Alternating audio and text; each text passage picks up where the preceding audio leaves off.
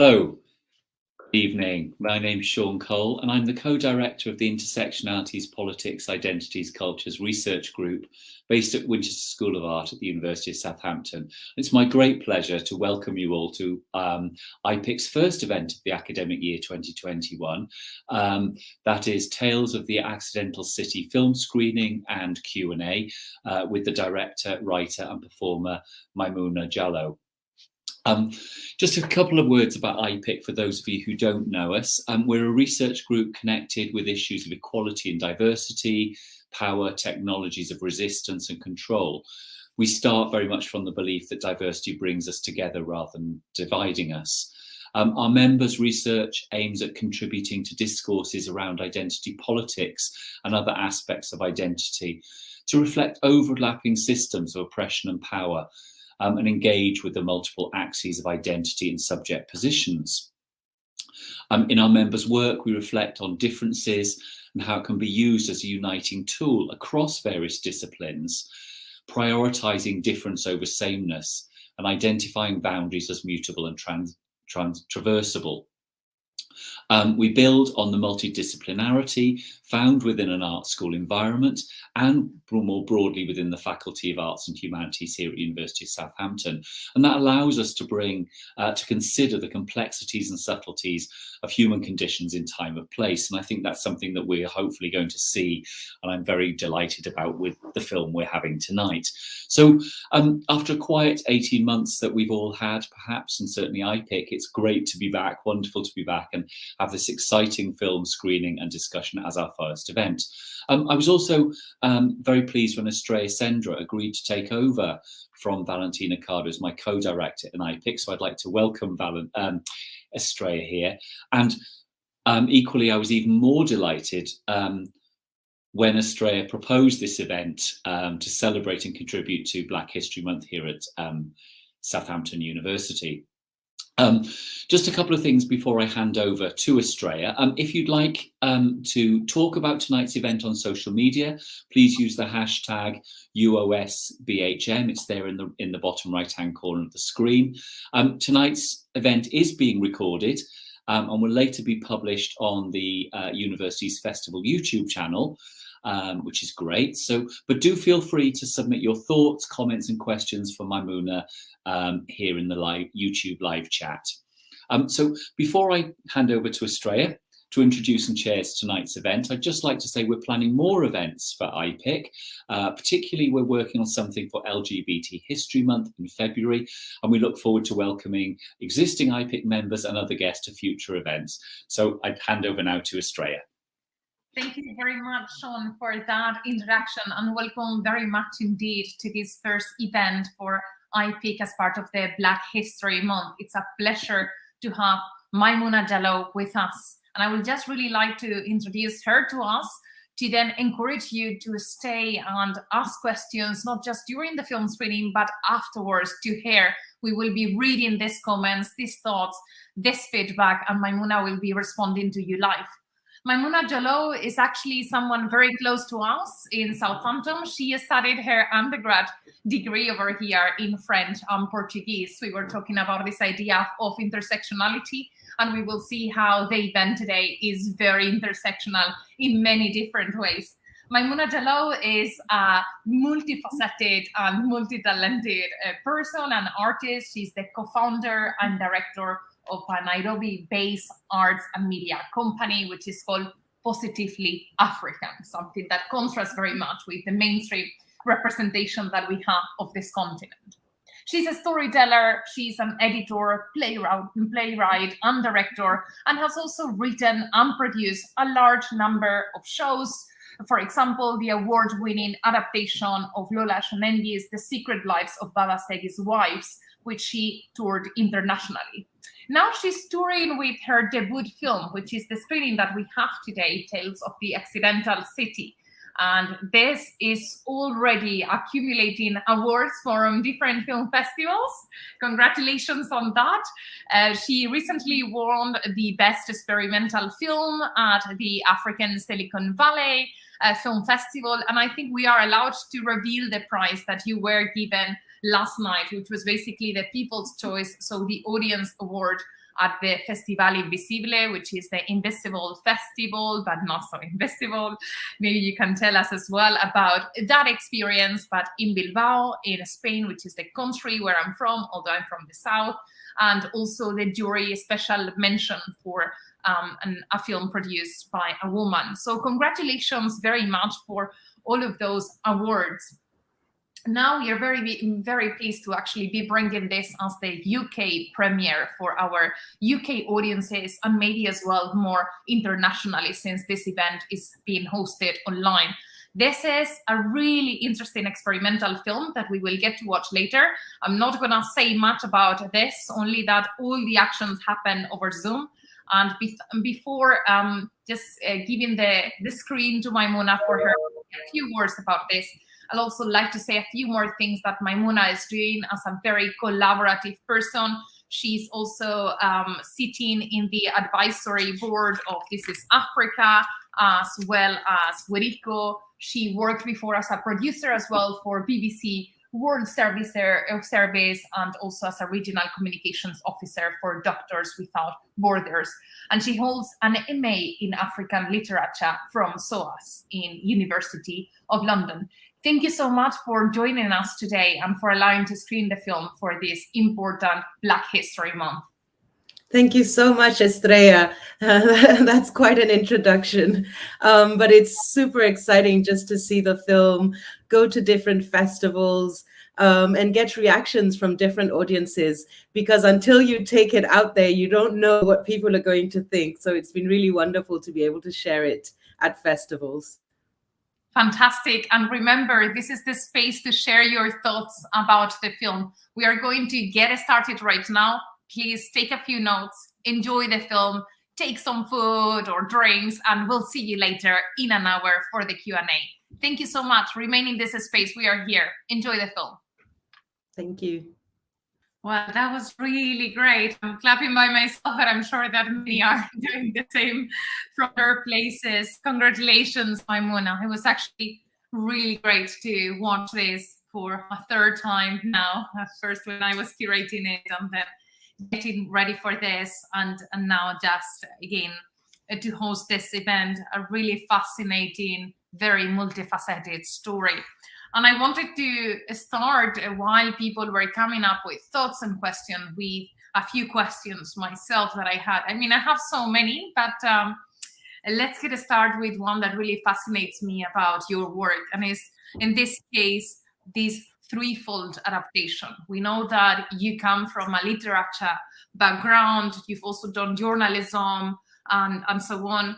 So I just wanted you to tell us a bit about the creative process of the adaptation from Humans of Nairobi to theater to then transforming it into a film. Can you tell us about this process, please? Thanks, Estrella. Yeah, I mean, we've been through a long journey before creating this film. As you mentioned there, it started off as Humans of Nairobi, right? Which is a collection of short stories. And essentially we got together in 2019, a group of writers, and we wanted to explore the city 120 years after its so-called creation. That's why the title, The Accidental City, because Nairobi was never meant to be a city. It was sort of a transit point for goods being taken from one point of the country to another, and to Uganda. And then this city emerged, and it has been a place that people have constantly been coming to. It's a city of nearly 5 million people today. And as we know, people go to cities to follow their dreams in many cases, to reunite with family, to look for jobs, to further their education. And there's always a promise that cities hold. So that's how it emerged, really, as a collection of short stories exploring Nairobi. And for a while now, I've been doing some work around adapting stories or novels into performances, because I love the process of adaptation. I love to see works that already exist in a new light. And that started quite accidentally. I started on a journey looking for traditional East African stories, started telling them, and at the same time came across Lola Shonayi's novel, The Secret Lives of Baba Segi's Wives. And that was the first one that I adapted for performance for the stage. And it was just, I had no expectations for it in a sense, in terms of the performance. I mean, the book is marvelous, but I didn't know how people would respond to the performance, and they really, really responded well. So I guess that's where the bug to adapt stories into something different came from. And with this one, I asked some of the writers, can I adapt your stories into a play? And they agreed. So initially I wrote it as a play. And what was critical in that process actually was, as I was trying to think of how to adapt it for the stage, I didn't want it to be a series of 4 monologues, so 4 different characters just telling their stories to an audience. I wanted them to interact, because I think it's in their interaction that you start to see the real issues emerge, the real frustrations, and then other subtleties, right? About the massive social stratification that we have in big cities like Nairobi, where you have this rich, privileged character next to these other characters. And so that's where the idea of putting them in an anger management class together came from.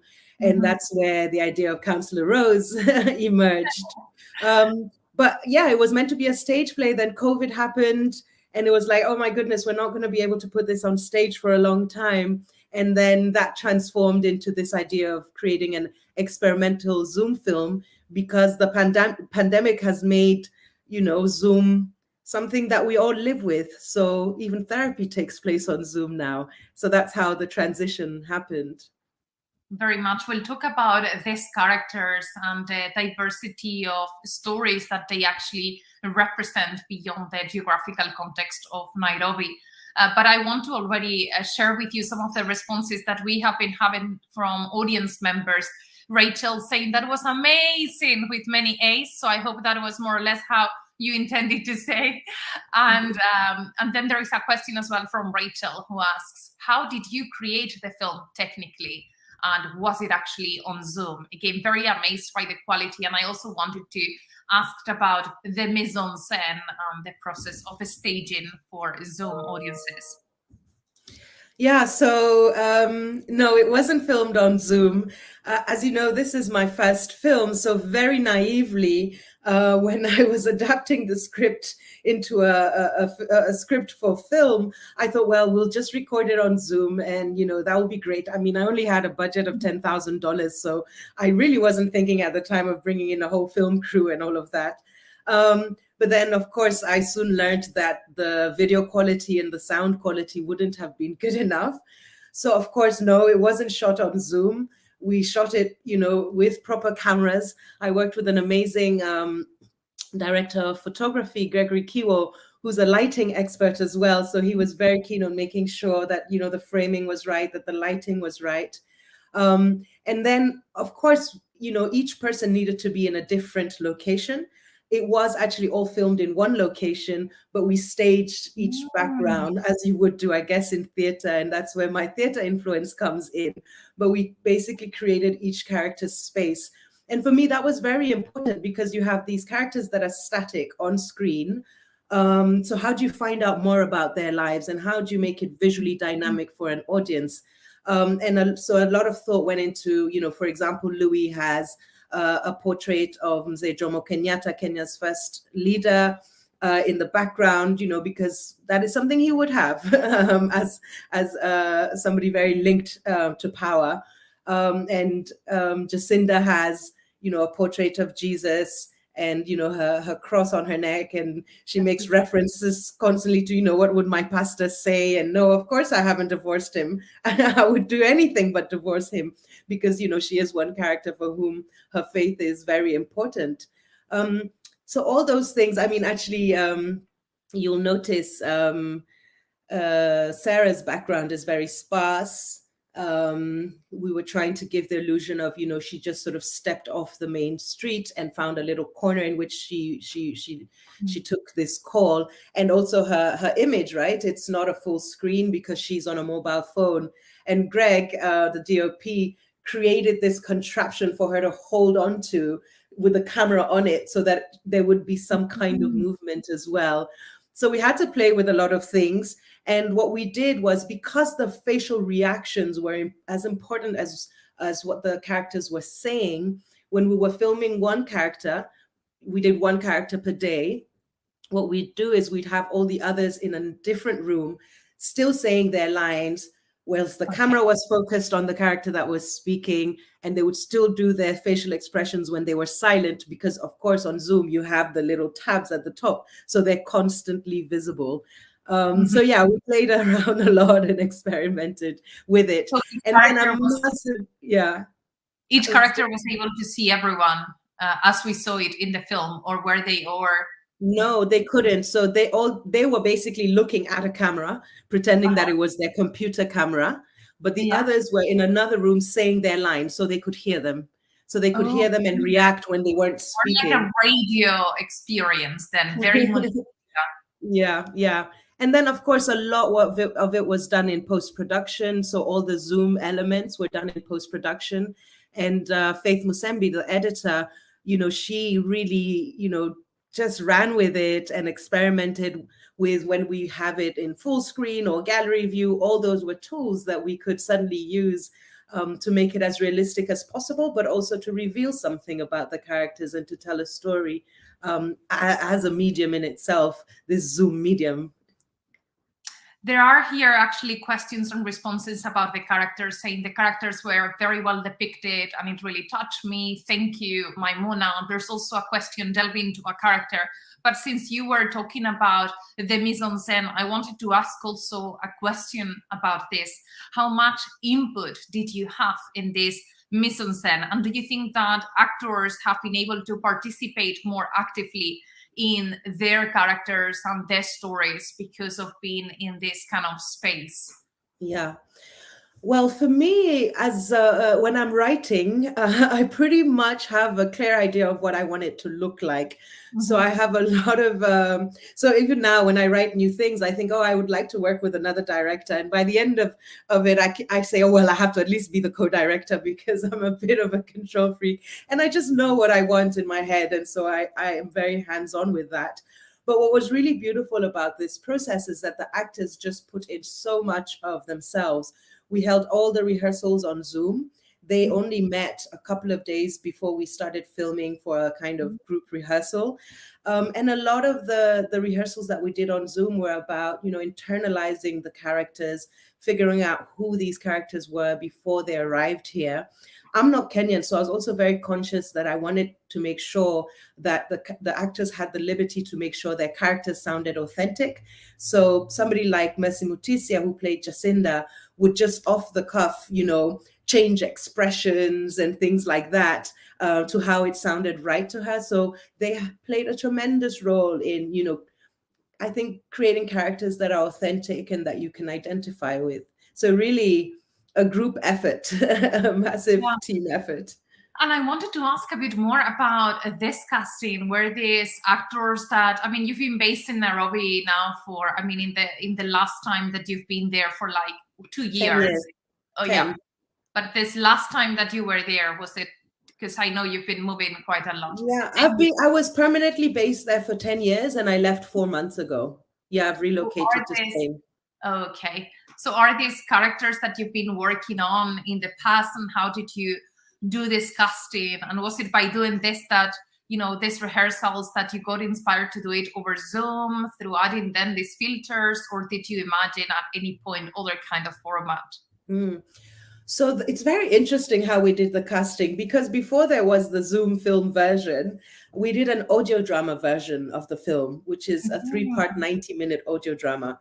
So when I did the casting, actually, I did it based on their voices. I put out an open call and got about 250 applications. Wow. And then had to sort of sift through all of them and selected I selected 5 voices per character. So 20 people in total that I then wanted help whittling down. And then I got some people in the industry to listen to these voices and then help me make the final selection. So it's very funny because, it's completely different to cast people for their voice and not for their faces. But at the time, it was really, I was only doing it for the audio drama version. So when we decided to do the film, I was like, but we've spent so much time together rehearsing for the audio drama. There's a rapport that has been built. I really want to keep the same cast. So yeah, I mean, for example, with Mercy Mutisia, who plays Jacinda, when we were going to do the film, I was like, she looks younger than in my head, I pictured Jacinda to look. But at the same time, she does it so brilliantly. There's no way that I'm going to change who does this character. And I played with, adding a few lines to the script where she would allude to how young she looked, and then thought perhaps that's a bit contrived. And somebody like Mercy, I had seen her performing in another play called Too Early for Birds, the Brazen edition, and I just found her so powerful. So I was very clear that I wanted her in it, and I sent her a message saying, please apply for this. I definitely want you to be one of the people considered by the external panel of judges. And then Tana Kyoko, who plays Sarah Obama, this is her first film. We were together in a workshop earlier on in the pandemic. And again, I knew she didn't have any experience necessarily, but she had a tremendous energy and a tremendous, there was something that really, really drew me to her, and also just a really great attitude. And so I decided to take a chance, and she was very much up for it. And so this was her first film. Martina, who plays Diana, has been a theater actress for quite a while, but this was her first film. And then Eddie Kimani, Louis, both he and Councillor Rose, Wakio Mzenge, are experienced actors. So yeah, the casting was done through voice. We had to have a few last minute changes because of availability. Wakio actually came in last minute, Councillor Rose, but she's just so experienced, and immediately she was able to deliver that character. There's actually a question about her character from Catherine and Ron. I was reading a comment before from Catherine saying that the characters were very well depicted and that she was really touched thanking you. But she's also asking, well, they in this case, because it's Catherine and Ron. The councillor has an anger attack in the film, although she was a councillor dealing with anger. Please, can you explain your thinking behind this? Thank you. Thank you, Catherine. That's a great question. For me, it's just, it was meant to illustrate that even those of us who try and contain our anger and have the tools to do so, sometimes in the face of very frustrating situations, we can lose that control. And it was a bit, to bring a point of irony to the story, how she just completely, loses her shit. Sorry for my French. When she's the one who is meant to be in control completely. This city and the situations that you live can be so all-consuming that you actually lose rational thought. And I thought it would be excellent, for her to actually just not be able to contain herself anymore, and to become angry as well, and then to have to rewind and say, okay, we all need to calm down. And also just so you see that she's human, to create greater empathy with Councillor Rose, and to understand that she too has a story. And in the end, she just mentions it, she says, I've had my own fair share of pain, but if there's one thing that I've learned, is that anger serves no one. Unfortunately, I couldn't delve deeper into what, Councillor Rose's story, but we did in the background, who is Councillor Rose and what kind of perhaps abuse did she suffer before. So Wakio brought all of that into her performance. Mm-hmm. Yeah, it's really interesting what you are saying about that, because I did feel that actually through that attitude, there was also a presentation of herself, a self-presentation as a vulnerable person. And that's an environment that could feel safer. It's really interesting to see. I mean, I've seen how this film has often been reviewed as a portrait or Nairobi, but maybe not really so much delving into that creative process and all these nuances that are coming from these characters. And I think that it is really interesting as a choice to have a mental health session, well, in this case, very much anchored towards anger, but a mental health session that it's basically what it's unifying everyone, no matter how diverse they are. And this is something that has been a key aspect in the pandemic. So I wonder as well, what elements did you have to work on to create that sense of intimacy? I mean, we've talked about her vulnerable character as well, But I wonder if in order to work on that empathy and so on, and to create that intimate space, of course, stage, you had to take care of certain elements that in a different format you wouldn't have carefully considered in the same way. That's a good question, Estrella. I mean, I think we came to this as all of us as artists who, like the rest of the world, were sort of suddenly jolted into this new reality, into what it meant to live in a pandemic, in isolation, a lot of us. And also for the artists, a lot of them suddenly lost their source of income.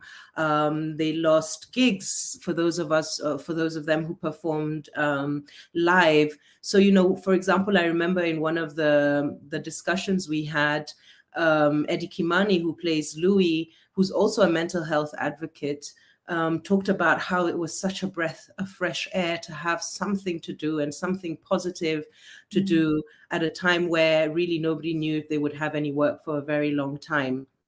And when we talk about anger management, I've been asked sometimes, oh, it's not a very African thing. How come you put them in an anger management class together? And I think, first of all, therapy happens also across the continent. They're working therapists and they have their clients, but also we had traditional ways of dealing with issues that we faced. When people lived in bigger family settings, there would be always somebody to talk to. I know, like, my father is Gambian, and when there would be a family issue, people would gather together and there would be a space for discussion.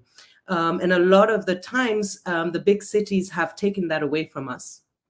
And that is why people have all this pent-up frustration, because they have no outlets whatsoever. Funnily, my mother is a yoga teacher, a pranic healer. So I guess all my life I've also been surrounded with that kind of character.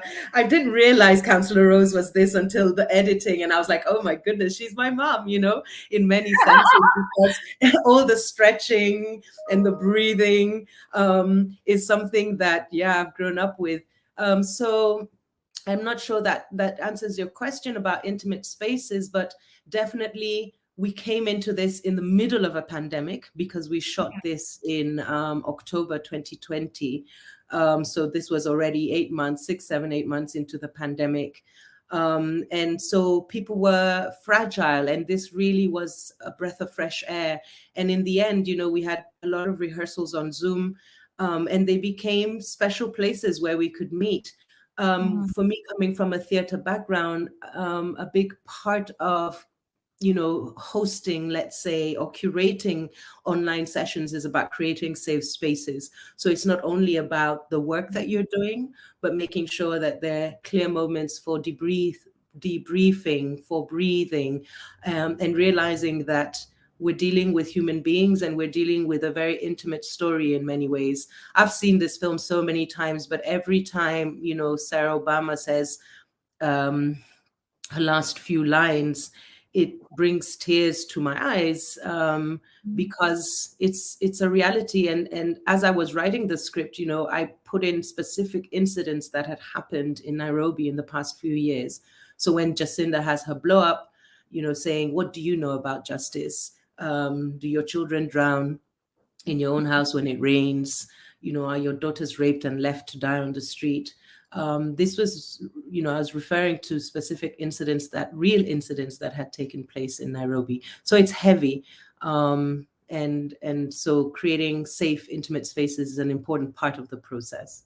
Yeah, there's a couple of more questions coming from Alicia. I've seen it, Munira as well. I've seen your questions, but please allow me to ask something related to what you were saying in relation to intimacy and so on.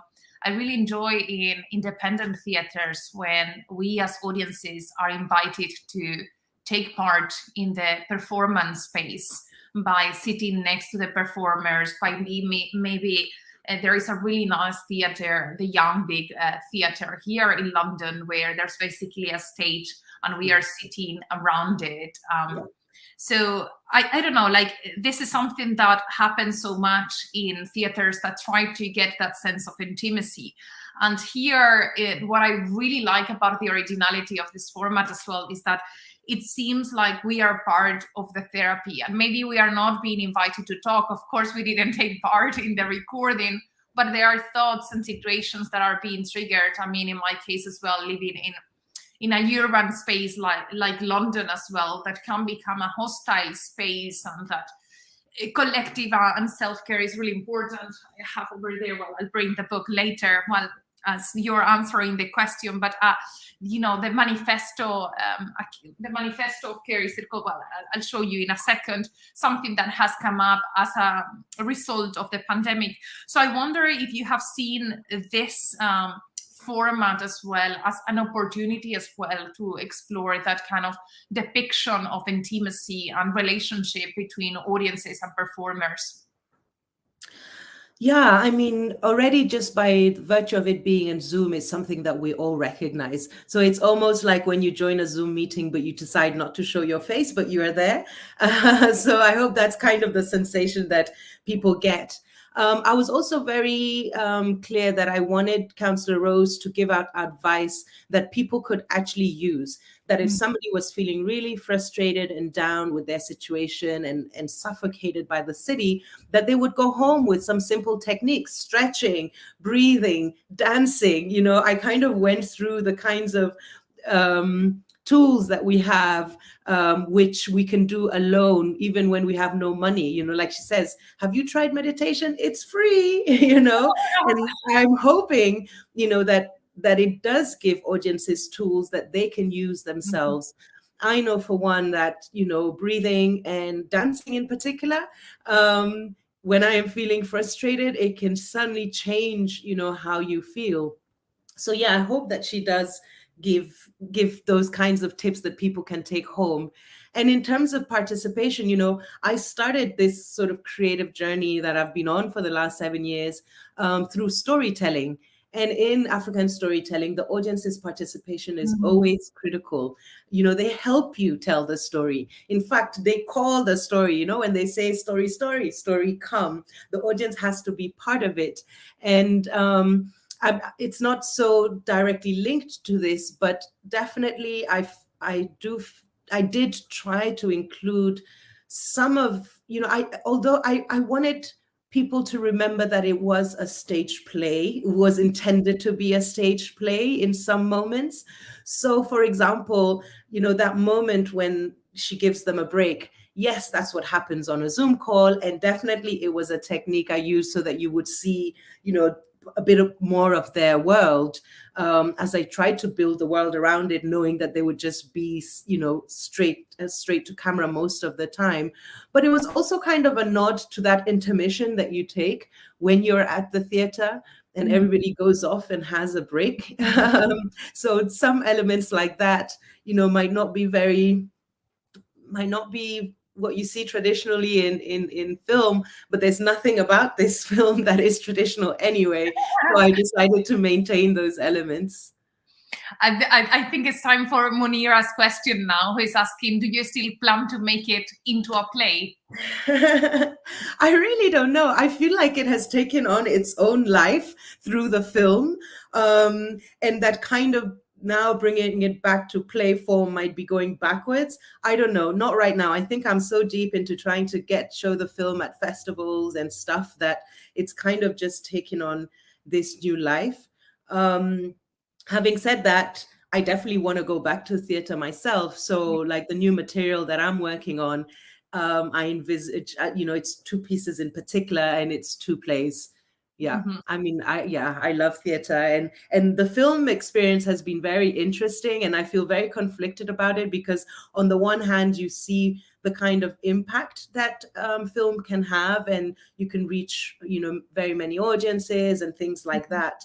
But there's something about the immediacy of theater, of what you were talking about, Estrella, of being there with an audience that not any, you know, no evening is the same. When I was touring with Baba Segi's Wives, I toured in so many different countries, and it was just so interesting to be there physically with the audience. And some audiences are very silent and just stare at you. And you kind of, as the performer, have to just think, okay, they're not bored out of their minds. Maybe they're just listening very keenly, And other audiences are with you right from the beginning, and they're whooping and shouting and crying when it's sad, and I just love that contact with the audience. And with Babasegi, for example, I enter through the audience. So already I walk through the audience and I look at them in the eye before I even get on stage. And that kind of contact, and I just love theatre. I'm going to a lot of theatre whilst I'm here, and I'm developing new plays as well. Yeah, fascinating.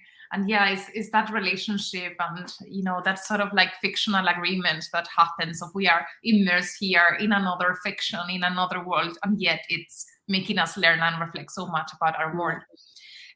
There's also another question from Alicia, we are getting there, that says, did you stick to the script, or did some parts change when you began filming as well?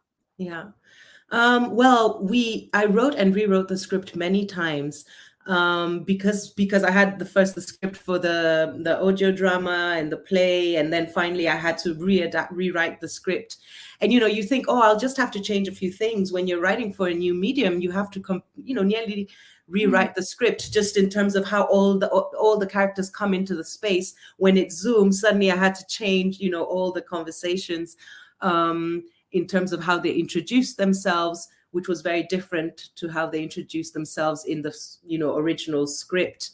And then, for example, with the audio drama, we had reenactments at certain points. So the scene in the market, you heard Diana in the market saying, "Where's my child? Where's my child? Somebody help me. My child has been stolen." But of course, in the film, it just has to be her saying it.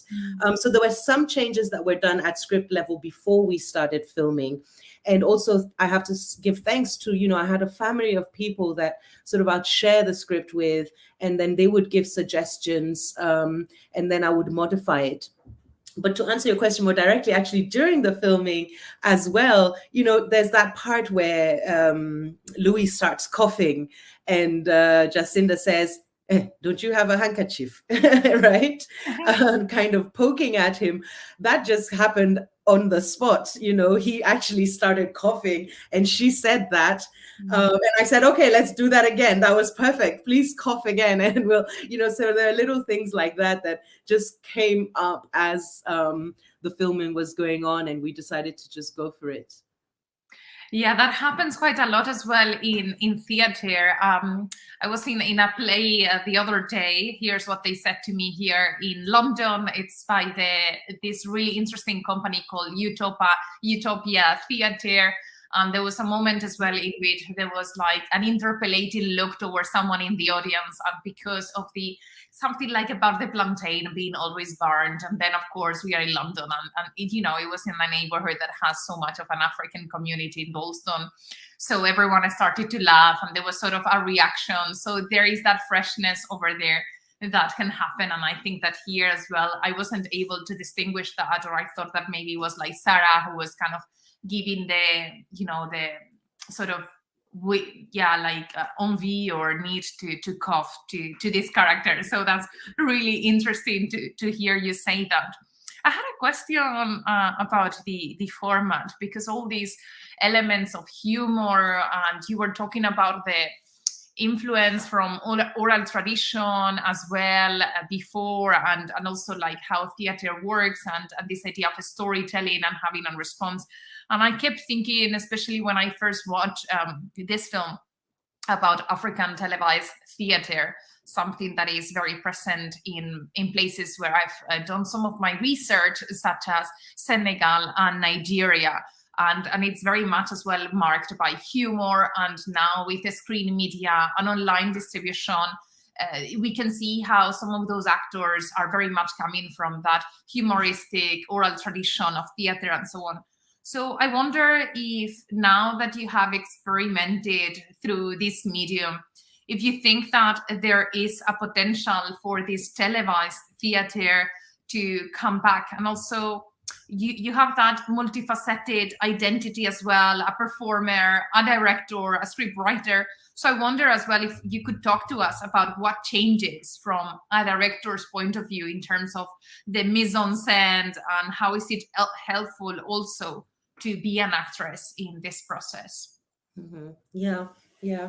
Televised theater. I mean, I know that in many African countries, as you mentioned there, and in Nigeria, for example, and definitely in Kenya, there have been, for years, programs where you have theater, particularly theater for children, storytelling, being broadcast on television.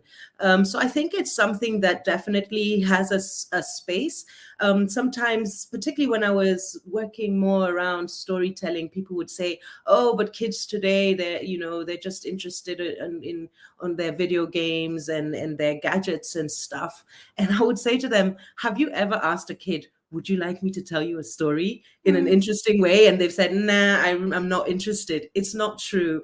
I think, we don't give them enough credit. So yeah, definitely it's a format that I hope continues, doing theater that is then televised. One thing that I found through this process is, I find it often quite hard to define what I do because I do several different things. And this summer, for the first time, I think I accepted to call myself a multidisciplinary artist. In the sense that sometimes I perform, sometimes I write, sometimes it's film, sometimes it's theater, sometimes it's storytelling, And I think what it is me coming to the realization through the making of this film, perhaps because I never imagined that I would make a film, is that you have all these mediums at your disposal. So there's no need to box yourself and say, okay, I only do theater or I only do this. Of course, if you're happy doing what you're doing, that's fine. But when you're put in a situation like I was, when suddenly that is no longer an option, this pandemic for me has really sort of pushed me, and I think many other artists, to rethink how they do things and reinvent what they do so that they can still reach audiences. And we've seen it with musicians, they're the ones who kept us sane throughout the lockdown with the concerts that they were holding at home and broadcasting them live. So definitely it has forced us to rethink, to know that we have to be able to use the computer screen as one of our big modes of communication.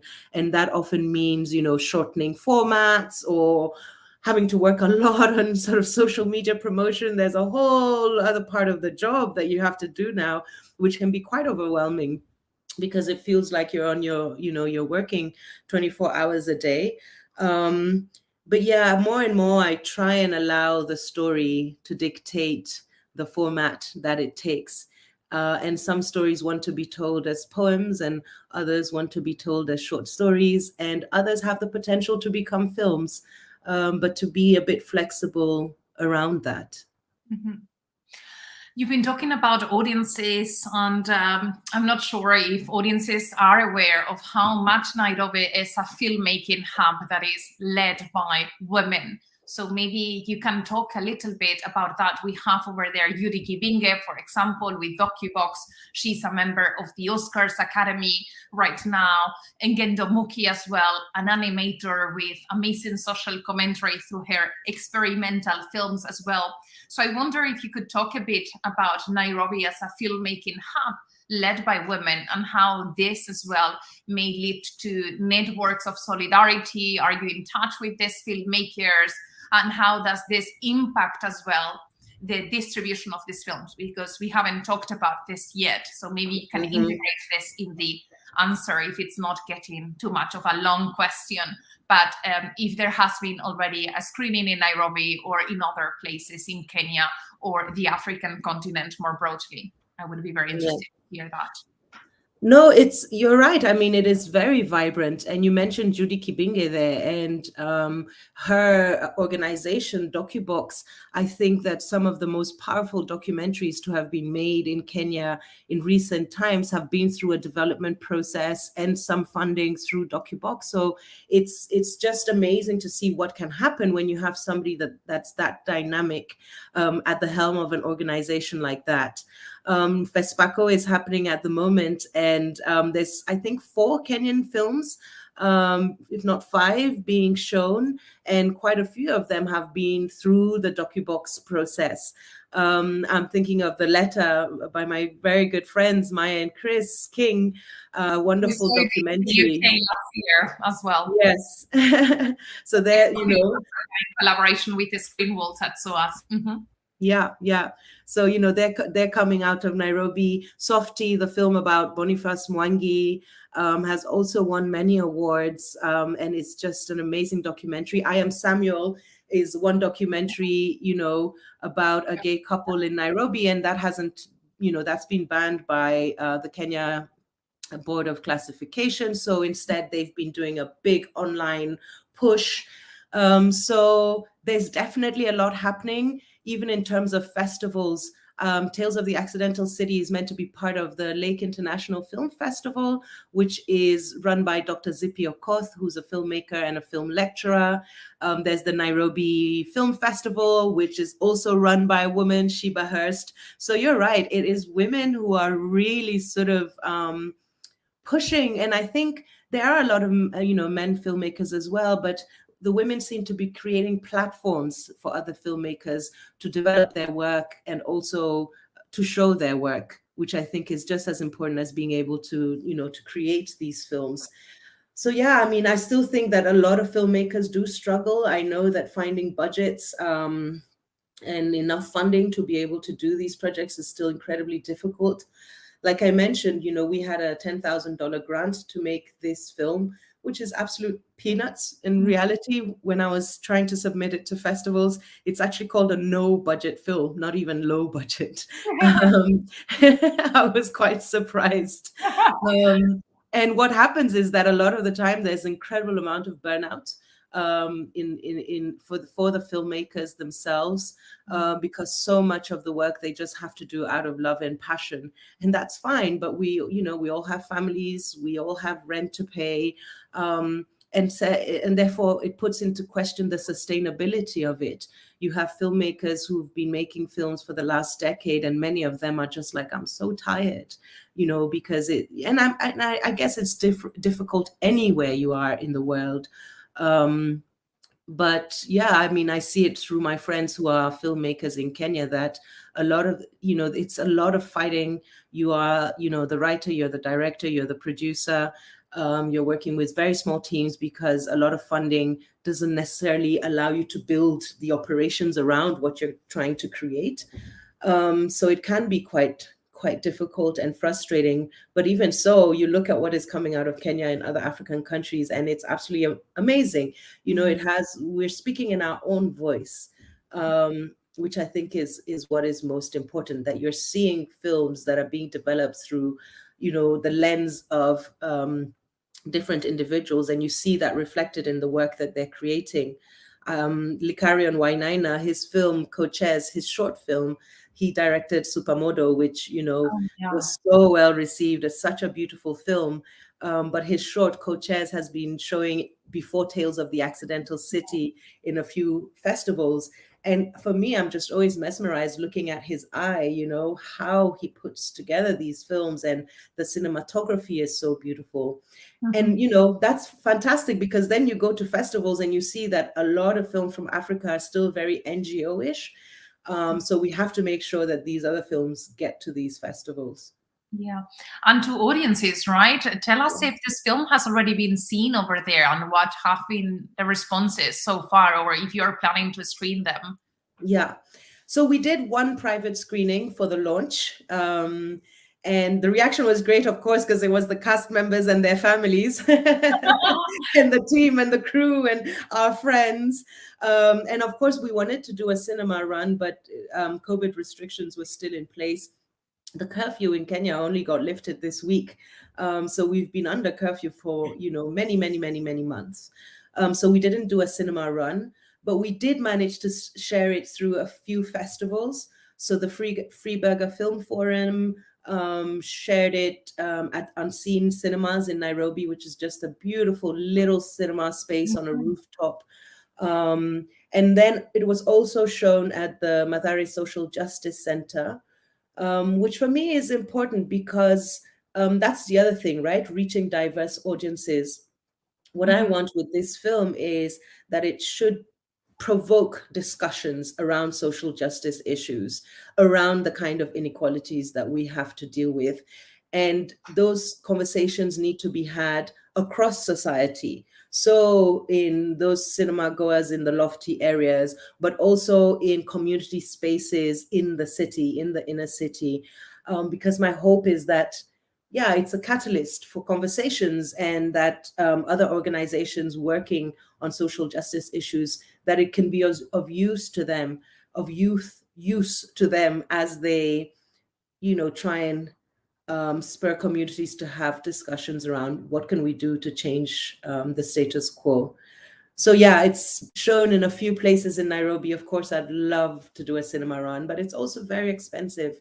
And like I said, with the budget that we had, we ran out and didn't have anything for distribution.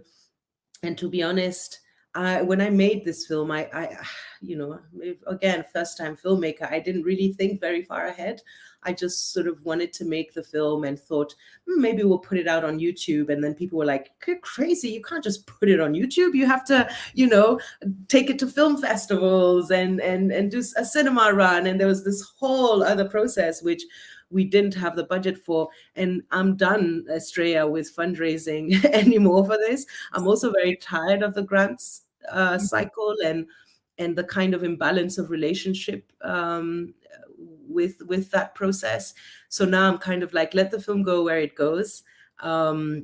We've been pushing a lot, with the distributor and myself, but very much on our own, and hoping that we can get it on some platforms, either video on demand platforms or another sort of platform where audiences can see it. You've been talking about how much you wanted this film to raise the debate, and we've been focusing the discussion quite a lot on the very innovative creative process. So I'd like to focus more on that in the second part of the Q&A. And please remember, there's still time to ask questions to Maimouna, so please just keep bringing them to the chat. I really enjoyed how here there is at the beginning as well, like kind of like a hostility towards each other, sort of saying why should we bother about this idea of managing anger, or why should we care about caring for ourselves? I was mentioning before this book, this Care Manifesto, speaking about very much this idea of the neoliberal system and how we live in a careless society. So I wonder if we could talk a little bit more about the main questions that are being raised here, and that focus on justice that appears, who has the right to talk about justice depending on class and experiences, and why you decide to finish as well with that reference to courage, Yeah, I've spent the last 10 years in Kenya, and I've traveled a lot around the continent in these 10 years. Thanks to work with NGOs, or sort of more reporting work or producing work. And that's why I say, although this film is set in Nairobi and is at its heart a film about Nairobi, it also represents any big African city that you've been to, whether it's Johannesburg, whether it's Lagos, the kinds of frustrations that citizens face, is just everywhere. And I guess in writing this, I felt a bit of a sense of despair. You see people who every day are working hard to make life better for themselves, who really are asking for very little from anybody. They have an education, all they want is free, fair access to work. You have children, you want them to go to a decent school. You want to make sure that at the end of the day, you have enough money to make dinner. These are very, these are rights that we're talking about. And yet, across our cities, across our continent, you see this massive divide between rich and poor. If you come to Nairobi, you will see people who have helipads on their roofs, because they can't deal with traffic because traffic is so bad. And yet you'll also see street families, young kids sniffing glue on the side of the road, and big SUVs driving past. Of course, their windows are up. And I just question, where have we gotten to? And this is a global problem. This is the result of global capitalism, where you put profit before people, and that we have a leadership that is not fighting for us, that is not fighting for the common man. People seem to nowadays get into politics only in order to enrich themselves and those immediately around them, but with no real program in terms of what they're going to do for the development of their people. And this is a problem that we face in many, many countries. So I guess, and it's, I keep going on and on and on about this. And I guess this film for me was kind of, a friend described it as, "This your manifesto?" And I said, perhaps it is. Perhaps it is. But these are issues that I wanted to talk about, and I think that we can't stop talking about it ever. At the same time, I also didn't want it to be, this depressing film in which no solutions are offered. In actually a first draft of the film, it ended before Sarah's closing scene. And a few people who read the script said, "Oh my God, this is really like you end on such a low tone." And I said, well, for me, it's the reality. I don't want to change that. But I did add a bit more around courage, because I thought, it's true, Maimouna, you can't just be so pessimistic. And funnily, because I still do storytelling, and a line, and I use a lot of proverbs in the film, right? Because I guess, again, that comes from the storytelling side of things. And a proverb that I've used in several stories is that one about, a warrior does not fight with anger. A warrior fights with courage. And when I was, rewriting the end of it, I thought, actually, that is exactly what I'm trying to say. I'm not saying that we should give up. I don't think we can give up. I think one of the biggest lies we've been told is that we're powerless as individuals. And that is why evil prevails, if you wish. And that's why I felt like I needed to have a message at the end that was, we are powerful. We can change things. We can make things better, but it's not easy. It takes a lot of courage. And it's really interesting that it's only when that has actually been understood by these different characters that we get to see a moment of this tension where they are finally dancing and embodying the right to talk about justice, the right to talk about themselves. There's a comment here from Rachel. Wholeheartedly agree with you about talking about these issues of rich and poor. Thank you for sharing and highlighting. I wanted to ask a question about all of these diverse characters who meet here in the space of Zoom for the counseling purposes of Councillor Rose.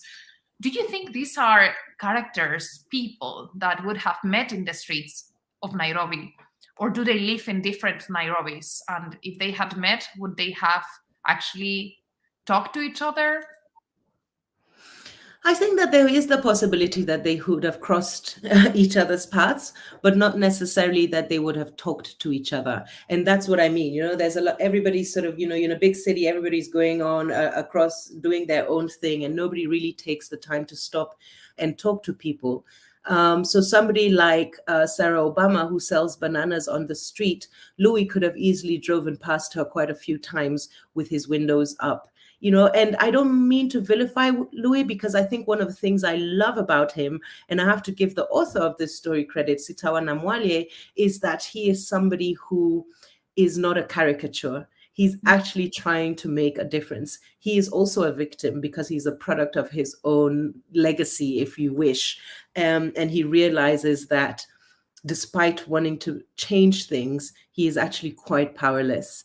But it's very likely that somebody like Louis would have driven past somebody like Sarah Obama. We do so every single day and never take notice at these people. And Sarah Obama's character, which was written by Kevin Washiro, there's, of course, I just take these characters and who they are and place them in a new setting. But when you read the original stories, then you get this full picture of these characters. And Kevin Washiro really depicts what it's like for these street hawkers, who get together every morning And in the radio play, there's a lot more of Sarah's story, and about her friend Bolt. And Bolt is this other guy that she hawks banana with, and who is this amazing spirit and is scared of anything, is not scared of anything. And eventually he gets crushed between two matatus because a human life meant less than money. So those are the things that, in a sense, we're lost in having to cut it down for a film. There are other layers to the story, which is why, we still want to try and get the collection of stories published. We haven't been able to yet, but I would love for that to happen, because I think there's so much more to these stories. If you read the short stories in themselves, it ends up being really quite different. Diana, as a new person who's arrived in this city, yes, we cross her all the time. For somebody who's lost their child, it's funny, actually, just when we were finishing the editing of the film, the BBC did an expose about babies being stolen in Kayole. And Margaret Muthe, who wrote Diana's story, wrote it after she had read a newspaper article about a woman's child being stolen while she was at a market and taken to Kayole, where the baby selling business is booming. Girls are known as Maharagwe and boys are known as Mahindi. This is all real stuff, it's not made up.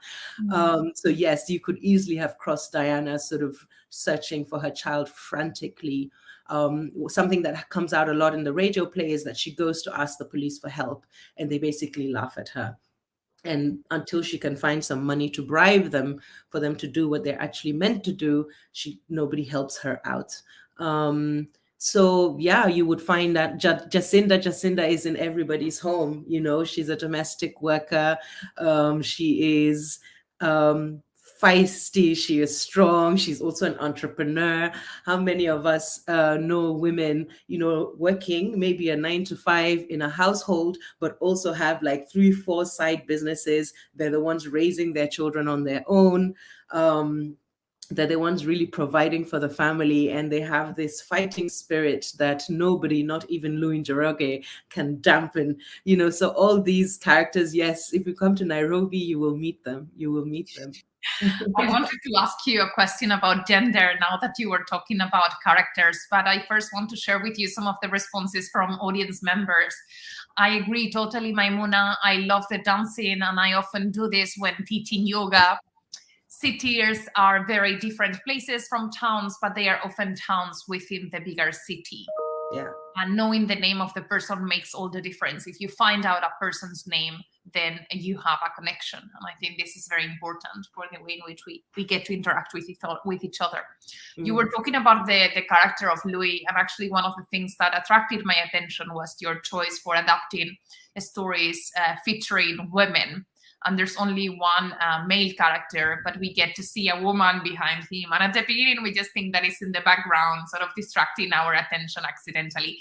But at some point, she's going to come and say, he really needs help, and please help on this.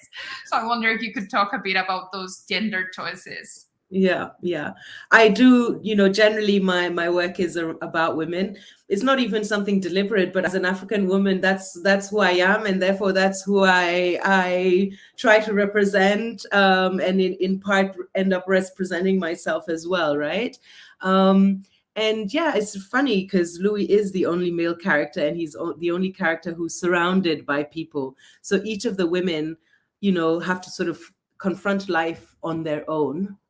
With Diana, her daughter comes in at some point, but if not, they're all on their own. And it's funny that Louis, the only male character, has got these two women around him, his wife, and then Penina, the wonderful Penina, who is sort of always, trying to snoop and find out what is happening, and is just so enchanting. I think it says a lot. I think that I have to be careful what I say, because I do think, and from listening to my male friends, that a lot of men do feel very alone. And they often say, as women, you talk to each other and you have each other support systems, but we as men, we don't really talk. So there's a lot of isolation. There's definitely, higher cases of suicide amongst men. So I think men are alone a lot. But there is a semblance of, they still have a support network of, these women around their lives that make sure that they're fed and that they're clothed and all of that. And so I guess that's what both Penina and Louis' wife represent. Louis' wife, actually, in the film, Sitawa Namwalye, the actor who plays his wife, is the author of Louis' story. So I also wanted her in the film as a kind of little nod to her. Thank you for creating this character. And she's developing this story and several others into a longer book. But yeah, I think a lot of the times, I mean, it's not a statement of relationships everywhere, but a lot of times it's women that are behind men. Like, you need to help him. He needs to get better. You know, there's kind of this push and this voice there. And I think women have it a lot less, particularly the women in this story. They're women who basically have to find their way out of the situations that they're in. When, you know, when Diana says new life, new home, you know, for the first time I was happy. Again, it doesn't come out so much in the film. It does more in the audio drama. She's running away from abuse, you know.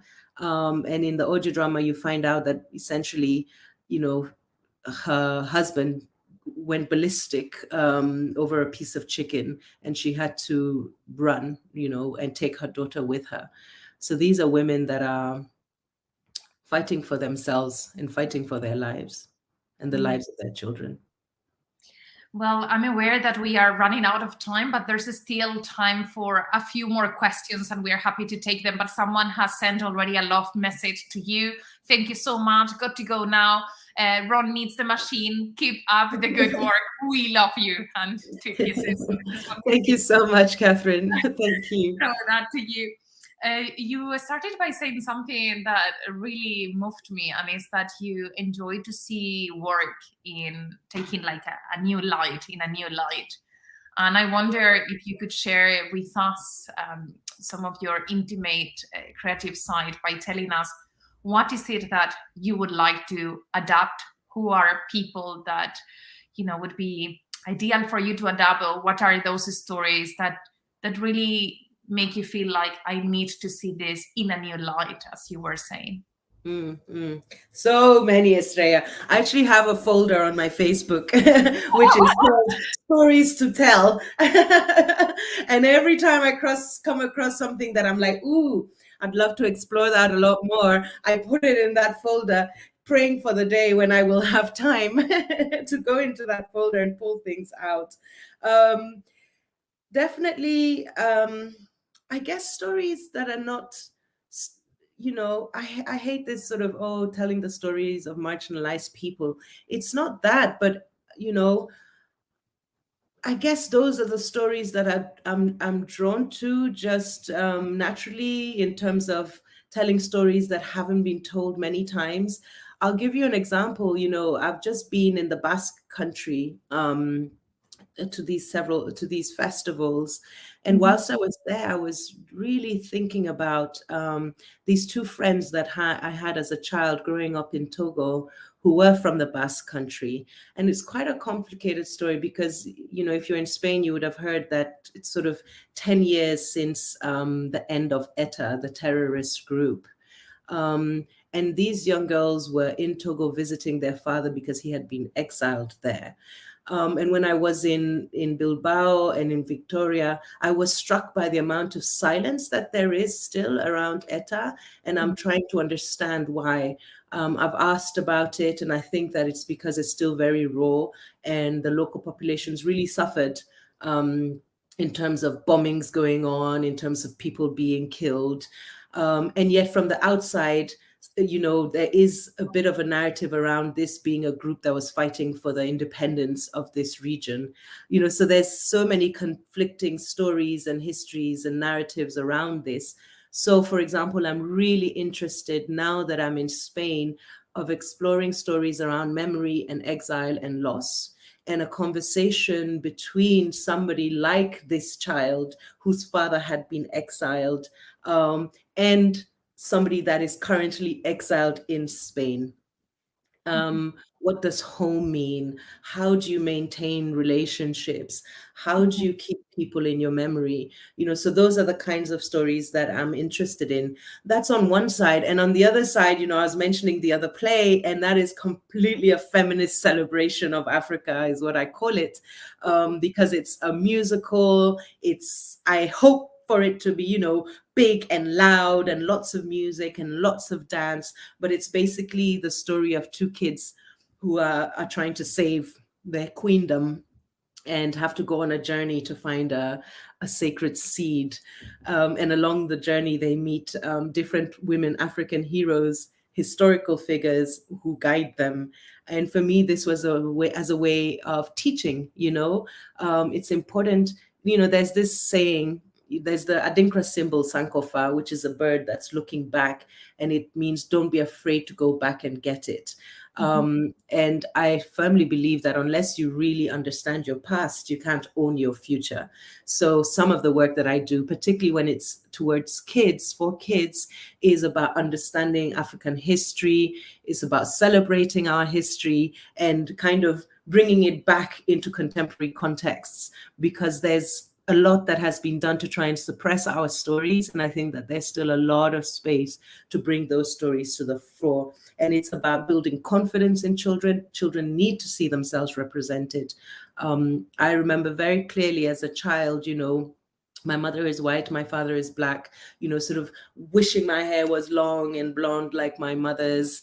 And, just because all the cartoons I watched, the girls had long hair. And it took me a lifetime to start to love my own hair.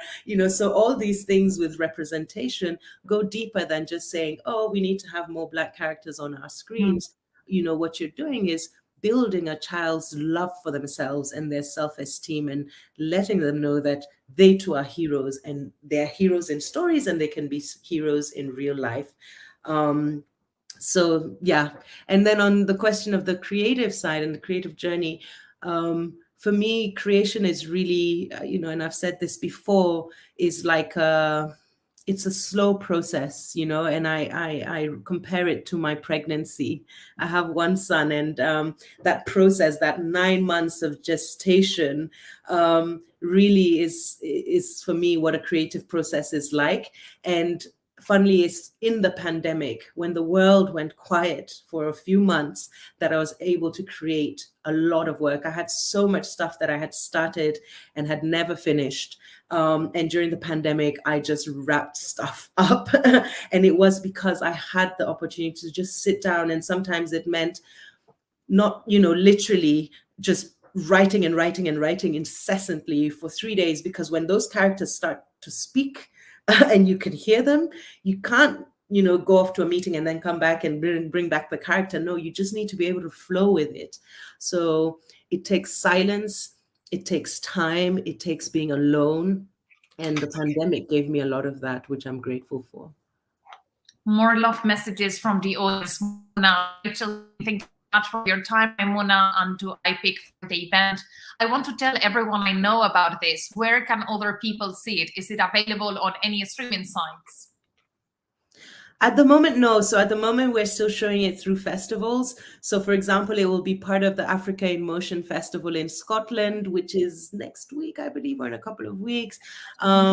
So I keep posting on my social media. So Twitter, I'm really bad at, but I'm active on Instagram and on Facebook in particular, Maïmouna Jallow, and also Positively African, both on Facebook and Instagram. I post stuff on. We can put the links up there. But when they're available in festivals and then there's online screenings, then I let people know so that they can watch it. Yeah. There's also another message from Federico Olivieri. Happy birthday, by the way. Thank you so much, Maimouna, for such a brilliant story and creative film. Thank you for celebrating your birthday with us, Federico. I had heard a lot about your film, Maimouna, but never had a chance to watch it before. Congratulations, and thank you also to Estrella and the University of Southampton for this opportunity. Another message from Daniel Cid Moragas saying, thank you, Maimouna, and thank you, Estrella. Right, so I think that we are reaching the end with all these thank you messages, but I want to ask you if you would kindly share with us what's coming next. Another film, you're saying you're a multidisciplinary artist. What is it that you have in the oven for the next production? More writing, like I said, well, to be honest, up until sort of the first quarter of next year, I'm busy with workshops and artist residencies. And that's not so much creating of my own work, but facilitating processes. But from April next year, I've promised myself some time to go back to creation mode. And like I say, I want to write this play set in the Basque country. So I've been already doing quite a lot of research around that. And then also I would love to find a way to turn this story that I've mentioned earlier, the musical, which is called Water No Get Enemy. I'd love to find a way to either stage it here, or perhaps I'm actually thinking, perhaps now I need to adapt it into a series, like a mini series, because creating that kind of big stage production, I think is going to be quite hard still for a while. So just continuing writing. Yeah. Sounds fascinating. Well, thank you so much. I really want to thank you for all of your time and your energy, and to congratulate you on your beautiful original film. Really important, and such a pleasure and honor actually to be screening that here for the Black History Month in the University of Southampton. Before we all go, well, thank you, Maimouna, if you want to say that. I have to say thank you very much, Estrella. You do a tremendous work in terms of knowing what's going on across the continent and then connecting us with each other. This is not the first place you've connected me to, and that's a massive part of the work. So thank you for that.